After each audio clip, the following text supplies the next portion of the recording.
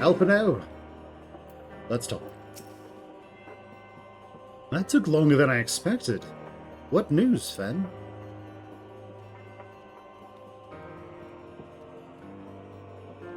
So, Iceheart is but a pseudonym. Not that it matters. That she managed to escape is regrettable, but from your description of that beast, you did well to come as close as you did.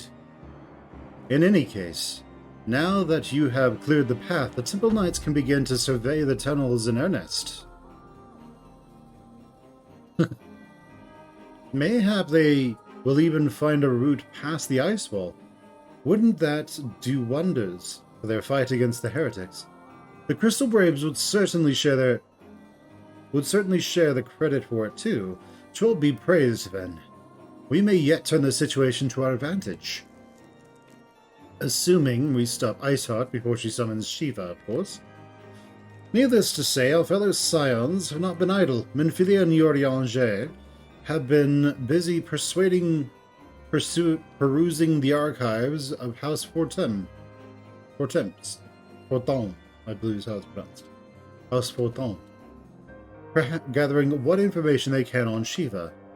Which reminds me, if you were intending to trudge back to Camp Dragonhead to report the day's events, don't. The antecedents should be here any minute. I can only assume some people enjoy subjecting themselves to this cold. Ugh.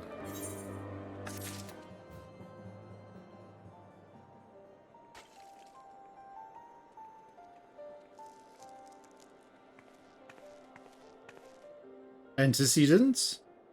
You come to us straight from the archives of House Fortemps. I trust your time there proved fruitful. Would that it had. Yorianger and I scoured countless texts, but what we found was of questionable veracity. Accounts of Shiva's life and deeds are sparse and contradictory, only agreeing on one point. She laid down with the dragon the gravest of all sins, according to the Ishgardian faith. Yet, in the eyes of Iceheart's followers, this was a holy act, a blessed union of man and dragon. How such a thing could even be possible is quite another question. Suffice it to say, I very much doubt we will find a useful answer in the archives of House Fortemps. Much knowledge has been lost over the centuries. Though in this case, one wonders if it is by circumstance or design. You said that Iceheart took a moment to plead her case prior to escaping, did you not?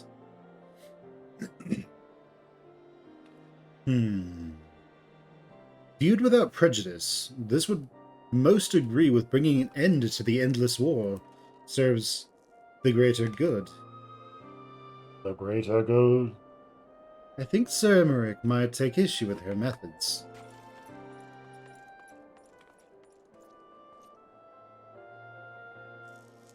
I do not care if a few stragglers manage to escape. Until the sappers confirm the tunnel is safe, the men are not to search it. Yes, Lord Commander.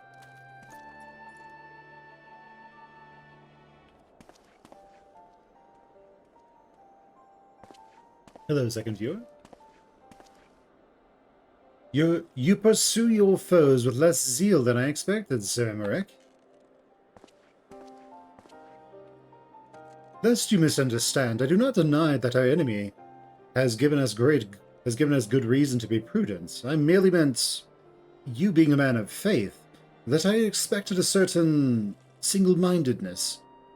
After all, was it not by the will of Halone that your ancestors came to this land? Why they took up arms against the Dravanians? What would they have done in your position, I wonder? There are those who believe in the faith, who believe that faith is a renunciation of free will, that unquestioning devotion is required for all who would live a life of service to the Fury. Such righteous fervor may well serve a knight on the front line, less so a leader of men. We are all at liberty to interpret the scriptures as we will. I choose to believe that the Fury would value the lives of her followers over the deaths of her enemies. But I would not presume to speak of the Knights of Eld. 'Twas a different time, nay, a different era, and scripture tells us only so much. Would that it told us more.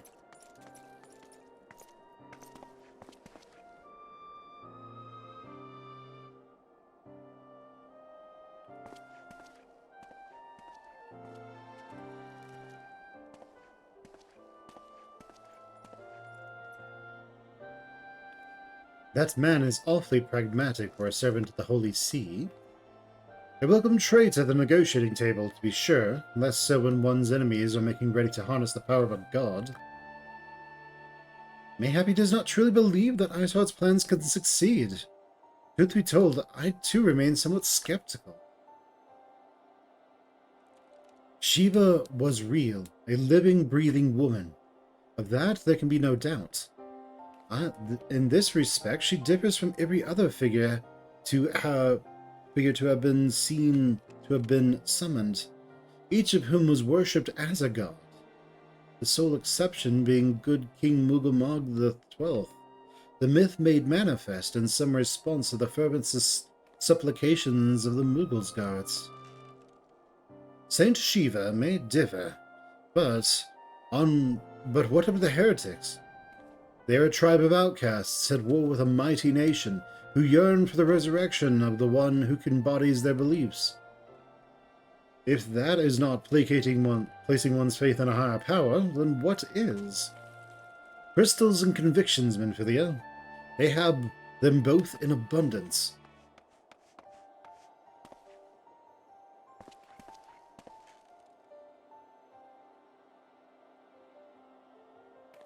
Can that truly be all that is required?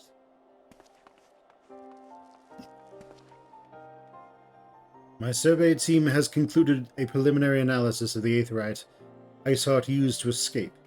They believe she teleported to another Aetheryte somewhere not far to the west. Despite the apparent proximity of their second Aetheryte, however, they have been wholly unable to detect its presence directly.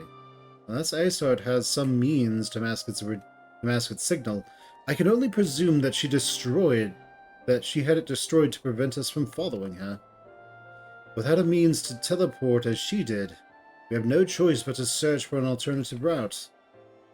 Most likely a tunnel, assuming one exists. Let us not give up on teleportation just yet. One of our colleagues in Charlian may be able to assist us. I pray that you are right. I dare not think of how long it will take us to survey the entire tunnel system. Indeed.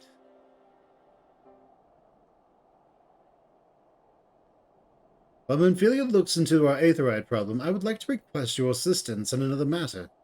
The third unit is currently tracking the remnants of the heretic force, which attacked us. However, the search goes poorly despite our numbers. Kurthus is vast, and Iceheart's followers know the terrain far better than we. Your knowledge of this region may serve to hasten the process. The sooner we capture Iceheart's followers, the sooner we can press them for their leader's whereabouts. Also, though it is admittedly a selfish request, I feel that the Braves would benefit immensely from working alongside you.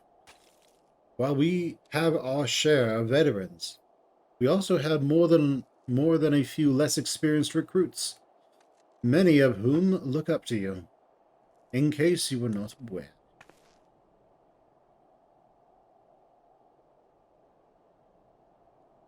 Good, I knew you would understand. Yu Hase can appraise you of the details. When the task is complete, come and find me at the observatorium.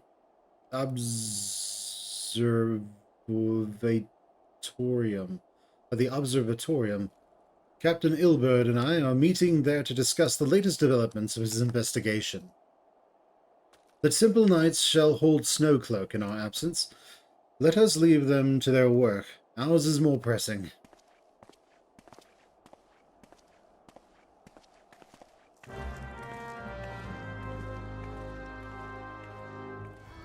you Hase? Let's talk. There you are. I mean, you're supposed to be Brooklynese, right? There you are, Finn. Commander Lavalier instructed me to wait for you. Your assistance is most welcome, believe me. Most of the third hail from Udar, and for a man accustomed to the feel of sand beneath his boots, the crunch of snow can be rather disconcerting. But to the matter at hand. Nary a moment ago I received word that the heretics we seek have been spotted near Denifin Pass.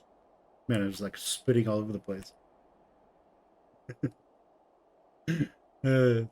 My braves are already in pursuit, and I should be grateful you would join them. I myself be taking part in the hunt. Never let it be said that I did not earn my coin. You're just like, what in the world? Balls! My ankle is on fire. Caught my boot on a rock or something and twisted as I fell. Yeah, there's one on ahead through Daffin Pass. Hurry up, you might catch up. If you ain't sure where to go, look for tracks. The snow's fresh, so it shouldn't be hard to find. Fresh prints. Tracks lead southeast. Zion, what are you doing here? The heretics. Well, sure. It was a great scaled beast and... You Hase? I think he went east on his own. The heretics split up, so did we. Are you alright, you Hase? We need to curb stomp people. Let's curb stomp them. I mean, assuming that we are, you know, super high level for this. We should have absolutely no problem destroying everyone. You Hase? How are you? How embarrassing! I got so intent on following the heretics' tracks that I almost failed to notice when they doubled back. Almost, mind you. One tried to sneak up on me and get behind me with it and got a knife in the guts for his troubles. I thought myself alone, so I started searching for Dead Man's knapsack or anything of interest. And lo and behold, his friends came up behind me. I came upon this. Withdraw in groups of 3 or less to the observatorium. Give them the signal and wait. The merchant will be waiting. Be late and be left for dead. Speaks for itself, does he not? If they can't possibly mean to rendezvous inside the place, so we should restrict our search to surrounding areas. Let me rephrase that. You should restrict your search to the wilderness around the observatorium. I will need more than a moment's rest to recover from these wounds. Hello? Suspicious Earthian?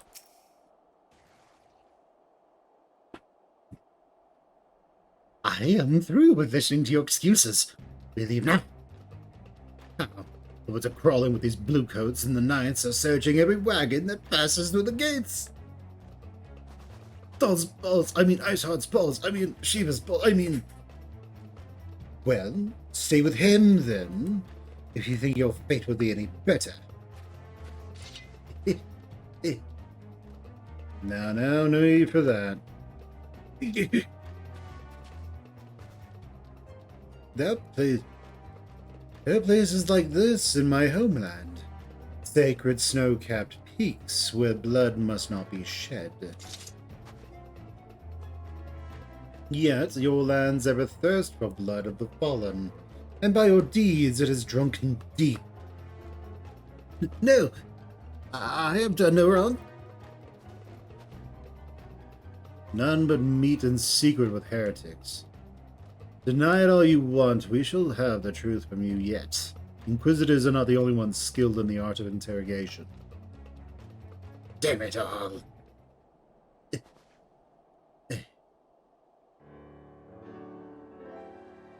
Fancy meeting you here, then. I presume your work with the third brought you hither? What a tangled web. Lest you wonder, we came not for the heretics, but for the merchant who has been conspiring with them. He came to our attention during the course of our investigation into the Ivy. It beggars belief, I know, but it seems our favorite Gallian spy may have been providing assistance to Isart. Were it not for the efforts of Lady Yugiri and her shinobi, we might never have discovered this connection. Master Alphino is all too kind. I fear my people and I have done little to aid in your search for this spy. We long to strike back against the Empire and to weaken their influence in this land, to prevent the tragedy which befell Doma from reoccurring. The days ahead and the work they promise will require a very particular set of skills. Skills which I am fortunate enough to possess. If you will allow it, I would accompany you until the investigation is complete. That is a most generous offer, Lady Yugiri, and one which I gladly accept. Thank you. Though I may disappear from time to time, know I shall never be far, and shall always be watching. A comforting thought? Come, then. Let's just wait inside for Captain Ilbert to return and deliver his report.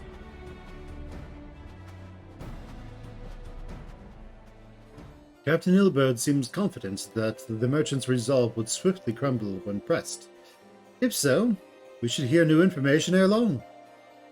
As to whether it will bring us any closer to learning the Ivy's identity, I would rather not say. Given our adversary's cunning, I shall consider us fortunate if we are spared another wild dodo chase. The gods know we have more than enough to occupy our time as it is.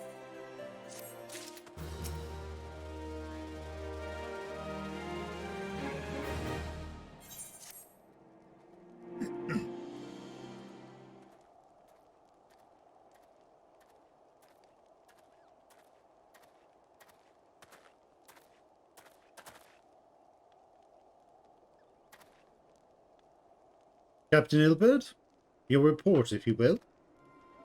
Aye, Commander. Firstly, with regards to the heretic we captured, I regret to say that the man could tell us naught that we did not already know of Shiva. Since we have handed him over to the Ashgardian authorities, henceforth the Holy See will pursue the matter independently. Our inquiries concerning the Ivy, however, have proven more fruitful. We have ascertained the channel by which the heretics acquired their information on the shipment routes. Go on. You will recall the flame we first identified as being in the Ivy's employ. From him we were able to trace a trail of conspirators, each taking us closer to his master. Alas, the train came to an abrupt end. Hearing that the investigation had been compromised, we took the necessary steps of detaining all suspected of conspiracy. There were 5 on our list, including a flame stationed at Revenant's Toll. The man's primary duty was to keep an inventory of donations from abroad, the particulars of which he would share with his benefactors by ensuring that needs did not go unfulfilled. By virtue of this role, he was privy to the details of all shipments bound for the settlement. Needless to say, that included those originating for House Fondant. He knew the precise route the caravan would take, and he sold that information to the merchant. I think I can guess which one. None other. With a little encouragement, he soon confessed to knowingly aiding and abetting the heretics. Well, that is one mystery solved, at least. But what of the Ivy? Are we any closer to prizing off his mask? I dare say we are, Commander. A relentless pursuit has forced him to commit a grave error. In a desperate bid to cover his tracks, the Ivy resorted to exercising certain administrative powers only available to high-ranking members of the Immortal Flames. If you consider, then, that our investigation is known to barely a handful of them, the field of suspects is greatly narrowed. You mean to say that the agent is among Ralbon's innermost circle? Someone who has been with him since the Immortal Flames establishment? It is the only plausible explanation. The infiltration likely occurred during the company's founding, with the groundwork for the act being laid beforehand. To slip into a position of authority unremarked, and to remain above suspicion for all these years. I too was surprised. Though I really should not have been. Of the three brand companies, Ul'dah was ever the more vulnerable to infiltration. Both Limsa Lominsa and Gridania had long-standing armed forces that lent themselves well to the formation of the Maelstrom and the Order of the Twin Adder. To all intents and purposes, it was the same people, loyal ones, mind. Under the same leadership. Only the banner was different. Not so for the Flames. Uldah's military was made up of desperate orders, most of which were glorified mercenary companies that answered only to their own paymasters. Hardly an ideal environment in which to establish something as high-minded as a grand company. The difficulties Ralbon faced when founding the Immortal Flames are well known. Even after he had convinced his fellow syndicate members to share the cost, there remained the smaller matter of finding enough bodies to fill the ranks. Indeed. And given the pressing matter of the Imperial threat, that meant recruiting every passing sellsword. Amidst the chaos of its founding, it would have been child's play to infiltrate the company. A good deal easier now than now, aye. The Immortal Flames have been caught between conflicting interests, the public and the private. Though the monetarists ultimately agreed to support the organization's founding, it was not out of charity that they did so, but simple self-preservation. Had Nail von Darnus's ambitions been any less apocalyptic, you may be sure that they would have never have risked supplying Ralbon with an army. 'Tis but a wonder that they did not attempt to extinguish the flames the moment the danger had passed. Returning to the present. Even as we speak, our Doman allies are shadowing several high-ranking flames. Any one of them could be the Ivy. Desiring to deal a blow against the Empire, the refugees were eager to lend us their aid. I expect to hear from them ere long. Very good. Pray continue your investigation with the first. Meanwhile, have the second attend to the unrest. Third can join the fourth in inspecting the crystal shipments. If they notice anything unusual, I want to know about it. If Shiva is summoned in like manner as any other primals, if Shiva is summoned in any manner to the other primals, the heretics will be looking for further supplies. Understood, Commander. I shall send word to Saramer, informing him of our success in identifying the heretics' abettors. Hopefully, the information will be of some use to the Ishgarians. It is time, Commander. Yes, I am aware. An emergency council of the Alliance leadership has been called. There have been developments in Garlemald, it would seem. As commander of the Crystal Braves, my presence has been requested. I would have your company, Fen. As the realm's stoutest champion, it is only meet that you have been presented for the discussion. Okay. Oh, and the antecedent has already given her consent, lest you worry.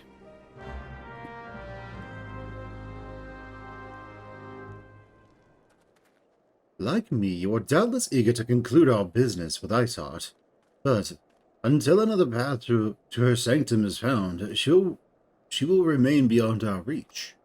Minfilia and the Archons are sparing no effort to secure an alternative route. Until such time as they succeed, I suggest we give some thoughts to the realm's other problems. I shall go ahead to Gridania in readiness for the council meeting. Meet me at Nopika's altar, and we shall make our way to the Lotus Stand together.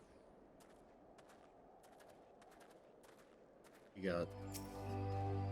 My thanks for coming.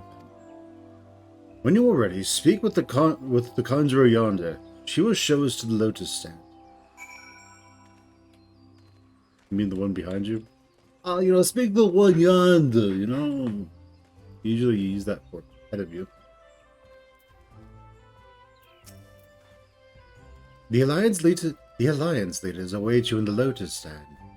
Will you be joining them now? Yes.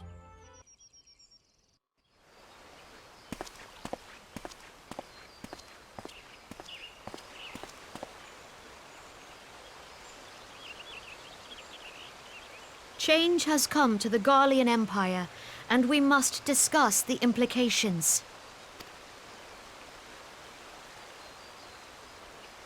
The rumors are true, then?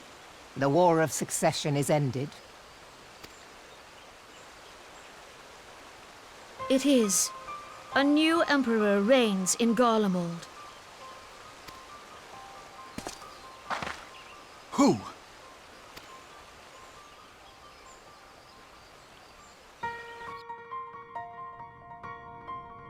The birth and all too rapid expansion of the Garlean Empire is commonly attributed to the strategic brilliance of Solus Zosgalvis, yet he did not rule alone.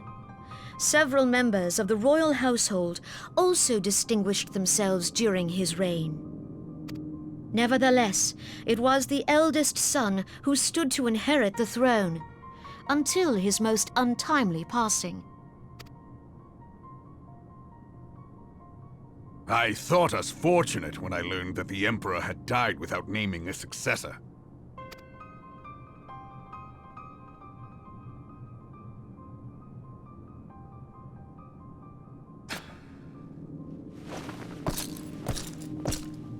Would that the Garlean Empire had died with him.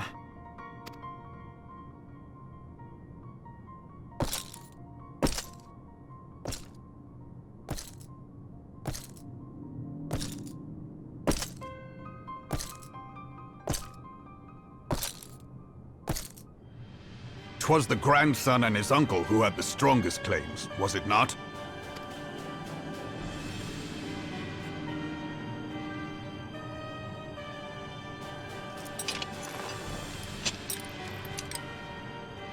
Indeed, yet claims count for little without the power to assert them. High Legatus Varus Ye Galvus is a respected military leader, not so his uncle.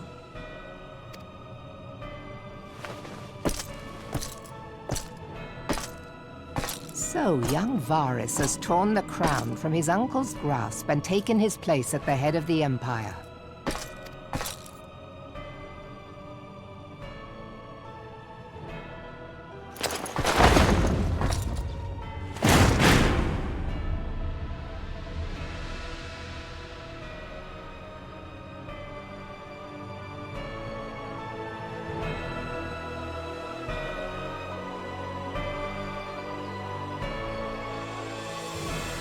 Given the troubled nature of his succession, the new emperor will require time to seal his grip on power.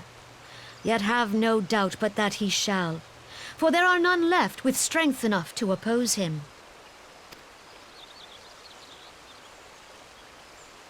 Since the success of Operation Archon, the remnants of the 14th Legion and the forces occupying Alamigo have done naught but fortify their positions. But you can be sure they'll be ready to march on us again, if their Emperor gives the word. When, not if. They say this Varus was so set upon Eorzean annexation that he spoke out against the Meteor Project. Plainly, the new emperor's intentions are of great concern to us all.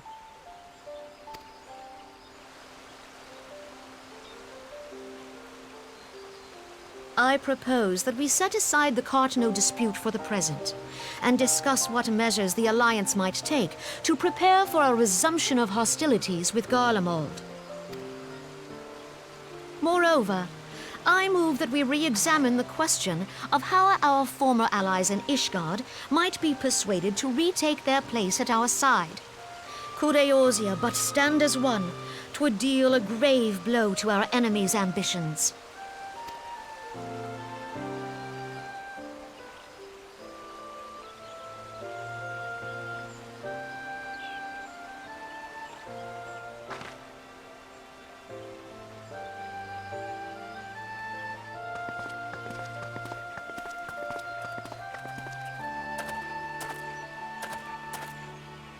Well, I suppose we should be grateful that they have finally acknowledged the inevitability of Imperial attack.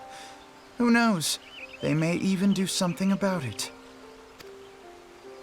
If only the leaders of Ishgard would follow their example and stop hiding behind their gates, praying for the coming storm to pass them by. But that is a discussion for another time. At present, I am more concerned by the fact that the Alliance's mooted preparations will be made known to the Garleans many moons before their coming. So long as the ivy eludes our grasp, no secret is safe.